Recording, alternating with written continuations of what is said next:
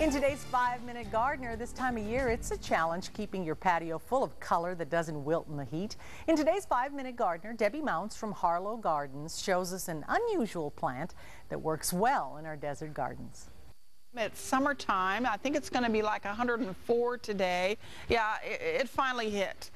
And I'm standing here behind a kind of weird looking plant. And as gardeners, we all like to have something that's just a little bit unusual, something that everybody on your block doesn't have. Well, this plant is certainly one of those plants. This plant is commonly called lady slipper or pediolanthus. So let me tell you a little bit about this. I love this plant. It's a great accent plant. It's tough as nails. It does really well. It grows, as you can see, in stems. They're kind of like, almost like big pencils, like big thick pencils.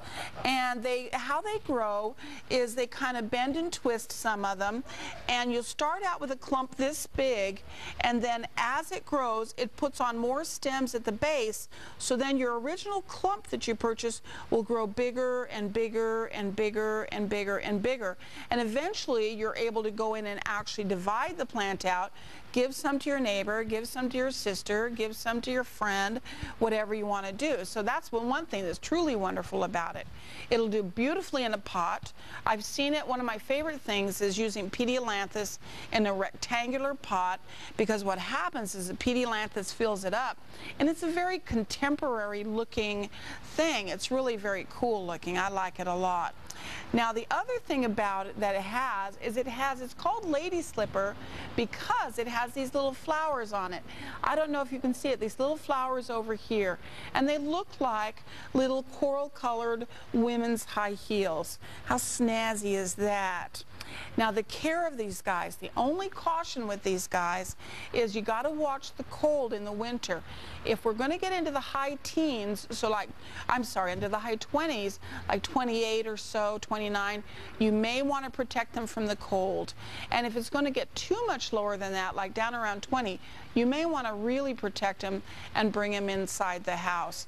You only water, they can do full sun, they can do some shade, they can do reflected heat, and you only water them 2, maybe 3 times a week at the hottest time of the year. Wow, that is so pretty, and you're right. Yeah, I love cool. that. It's nice to put different shapes together for yeah. It gives you a little visual drama. Yeah, exactly. In your garden.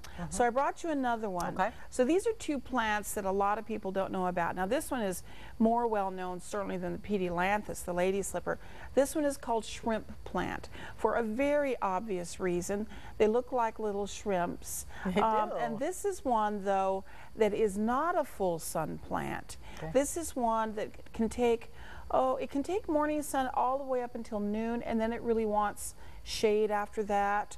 Or it can do dappled sunlight all day, or it can do a bright shade all day. Now, the coolest thing that I think about this plant is, you know, you kind of feel like you're a hair tonic salesman sometimes and trying to sell something to somebody that's not really true. Well, I can honestly look you in the eye and say that this one blooms 12 months of the year. Now, it's varying stages of bloom, but there always has some kind of a bloom on it. Now, the cool thing about it, the other cool thing is it attracts hummingbirds. I love that. This color here attracts the hummingbird, but you know, it's a white, this is really the flower. These are color bracts. So the bird comes here, but this color attracts them. And we have some planted near the register at work, and we just watch the hummingbirds come and go. So does the cat, unfortunately.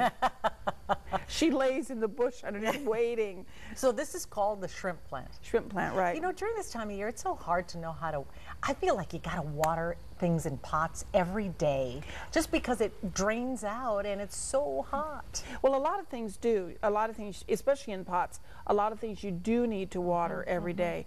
And if I had a shrimp plant in a pot, I would water it every day. But if you have it in the ground, I have some in the ground at my house, and I water it, but I make sure and water it well 3 times a week. And that seems to do really well. It has dappled sunlight all day, and it seems to do really well with that.